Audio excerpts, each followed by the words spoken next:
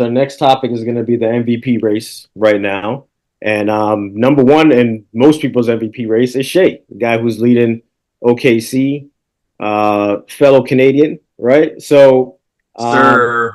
right now, top five MVP race, it's looking like Shai Gilgeous-Alexander, Giannis, secondly, Jokic, Tatum, and then Wemby.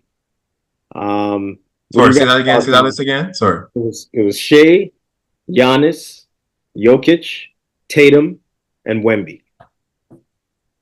Tatum and Wemby. Okay.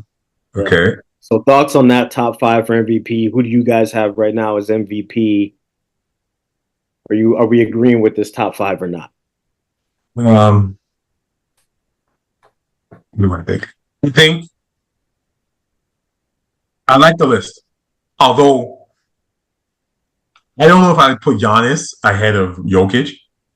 I wouldn't put Giannis ahead of Jokic. I would go Shai number one, Jokic number two, Giannis number three, Tatum four, Wemby. Actually, no. Here you go, Knicks fans. Give me Cat. Give me Cat four. And I don't even have a five between Tatum and Wemby. Tatum is like that's how I feel about Tatum. He's like, So I don't really, you know what I mean? Like he doesn't give me any feels when it comes to Tatum. He's a good player, all that stuff, but they're not even like it's defending champs. They're not even like leading the conference. You think they'd come back? They'd be doing what Cleveland's doing. That's what you would think.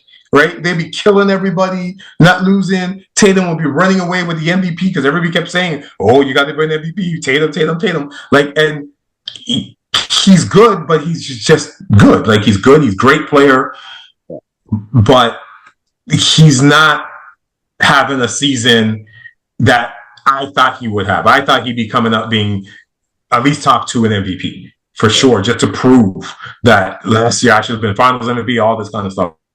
I'm just, step back three-pointer. No, I'm not feeling that. So not to go on a diatribe on Tatum, but definitely I'd say Shai, Jokic, Giannis, Cat. That's my four. I don't have a fifth. For me, I'm just going to start at Shai and I'm just going to end it there. It's not even a competition. You look at, you got to factor in too, not only the level of play, you have to look at the record as well. They're 27-4, I believe. So out of those candidates, OKC by far has the best record. And then you also have to factor in that they're missing Holmgren. He has been gone the majority of the season. OKC has had lineups before Hartenstein got healthy. They had lineups of where Jalen Williams was the tallest player. Like, they had all these things to go against and battle, yet they still maintained their position in the West. Also, Shai is averaging over 30 points a game while shooting over 50% for the third year in a row. The only other player to do that is MJ. So, I mean, it shouldn't even, like, this year, there's no denying, in my opinion, like, if you just look at the numbers, there's no denying it. Giannis is playing great basketball, but they're barely over 500. Denver has struggled mightily this season at certain points. So you have these great players on other teams, but their teams aren't playing great basketball. And in Shai, you have a great player who's playing great basketball on a great team that doesn't even have arguably what may be their second best player. So, I mean, right now, I'm not even going to consider a number two or number three. It's Shai all the way. Okay, so I gotta agree with Justin on this one. So, we gotta make the MVP great again. Okay, let's make the MVP race great again. Because what do we talk? Wemby's a great player. Okay, possible future GOAT. They're ninth place. What are we talking about? MVP where? They're 17-16. How? Right? MVP how? What are we talking? 17-16 and he's an MVP race? What? No, that doesn't make any sense. Jokic is great. We know what he is. Denver is fourth place. To me, the MVP voting and MVP race should go back to how it was for so many years.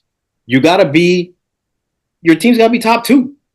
for so many years, you go back, because I actually went back and I looked at the MVP winners, because these are the types of things I like to do in my spare time. And for so many years, the MVP came from a 1 or 2 seed. All right. The only exception was Michael Jordan. And I can't remember if it was 88 or 89. And the Bulls were the 3rd seed. That was the only exception. They were a 3 seed. But now we're talking about, you want to give guys MVP and their team is 5th, 6th place, 7th. No, what are we doing? Like, if you are the MVP, if you are the most valuable, then show it. Your team needs to win games. Yes, you can have a great individual season. That doesn't mean you should be the MVP. And to me personally, it all changed when they gave it to Russell Westbrook that year. I mean, I understand why they did it, because he averaged a triple-double for the first time in decades. I get it. So they wanted to sort of commemorate that in some way. But his team, like, come on, what were they, like 7th place? And they gave him the MVP. They were 6th. They were 6th place. They gave him the MVP. He didn't, come on. That's not an MVP. Like, if you are a top player and you're leading your team to the top seed, 2nd seed, maybe 3rd seed, then okay, we can talk about MVP. So that's why I agree it's Shai, right? Because, I mean, look how good Cleveland is. And Cleveland has no representatives in the MVP talk. We can't give Donovan Mitchell any love. We can't give nobody on that team any love. Like, look at that record. 29-4 or whatever it is. You're right. And Tatum, he's number 4 on this list.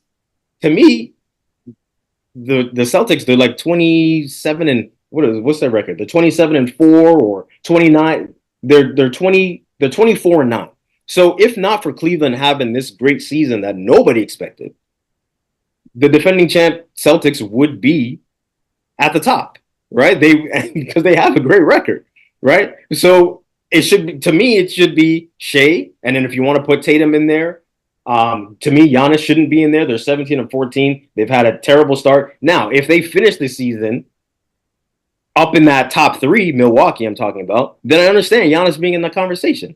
But right now, MVP, no, it's premature. Well, we should be sticking to, are you winning games or not? Like, what does MVP mean? MVP is not just putting up great stats. MVP means you're winning. Where's the value, right? Most valuable player, what does value mean? As far as I'm concerned, value means win. So I think there could be an argument made for Jokic. If I had to vote, which obviously I don't, I would vote for Shai, obviously, right? Not only because he's Canadian, but all the things you guys just said. But Jokic, man, he's a bad boy. Like 30.7 points a game. So he's 3rd in points. Which, you know, would I expect him to be 3rd?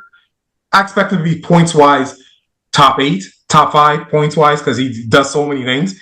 But 3rd at 30 points? Come on. No, I didn't expect that from him, right? And then you go to his rebounding. He's 3rd in rebounding in the league as well, at 13 rebounds a game. So I can see that. So now we're at 30, almost 31 and 13. Then you go to something like assists, and he's 2nd in the league in assists. Now, that you don't expect. The points, okay, even though it's higher than I would expect. The rebounds, okay, I would expect.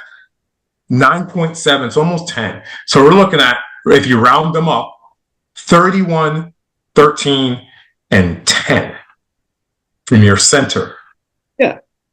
Video game type numbers, yeah.